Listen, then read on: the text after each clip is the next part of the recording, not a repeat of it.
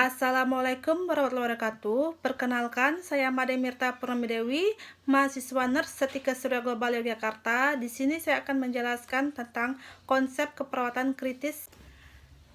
Keperawatan kritis adalah salah satu spesialis di bidang keperawatan yang secara khusus menangani respon manusia terhadap masalah yang mengancam jiwa.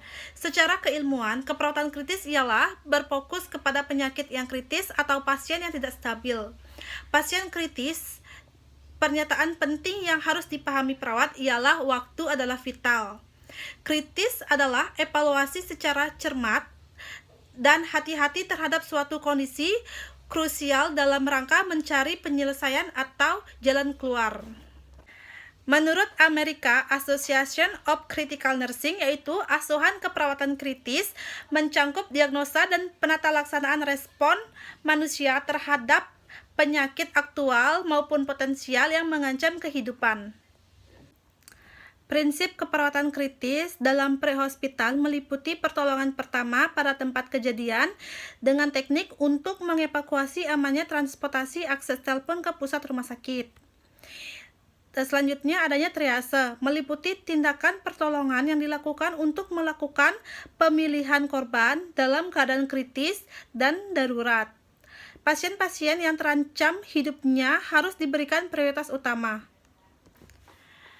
Prinsip keadaan kritis. Yang pertama, mengenali ciri-ciri dengan cepat dan penata laksanaan dini yang sesuai pada pasien beresiko kritis atau pasien yang berada dalam keadaan kritis. Yang kedua itu Comprehensive Critical Care Department of Health, yaitu merekomendasikan untuk memberikan perawatan kritis sesuai fisiologi perawatan kritis tanpa batas. Prinsip keperawatan kritis dalam mengatasi pasien kritis dilakukan di ruangan unit gawat darurat yang disebut dengan emergency department. Sedangkan yang dimaksud dengan pasien kritis ialah pasien dengan perburukan patologis yang cepat menyebabkan kematian. Ruangan untuk mengatasi pasien kritis di rumah sakit dibagi. Yang pertama itu adanya unit gawat darurat atau UGD, di mana pasien diatasi untuk pertama kalinya, dan unit perawatan intensif yang disebut dengan ICU adalah bagian untuk mengatasi keadaan kritis. Prioritas dari gawat darurat terdiri dari yang pertama, oksigen.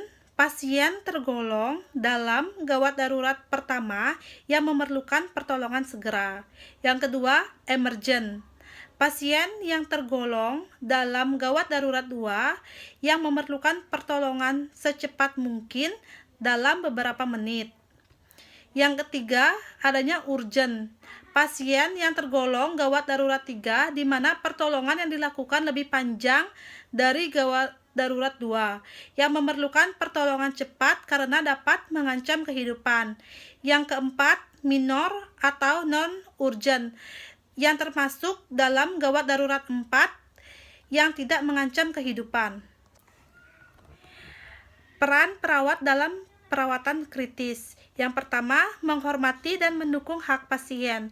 Yang kedua, membantu pasien mendapatkan perawatan yang diperlukan. Yang ketiga, menghormati nilai-nilai, keyakinan dan hak-hak pasien. Yang keempat, membantu dan menjaga kualitas perawatan pasien.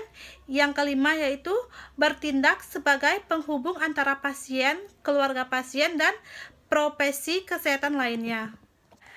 Baik, sekian yang dapat saya sampaikan tentang konsep keperawatan kritis. Kurang lebih mohon maaf. Wassalamualaikum warahmatullahi wabarakatuh.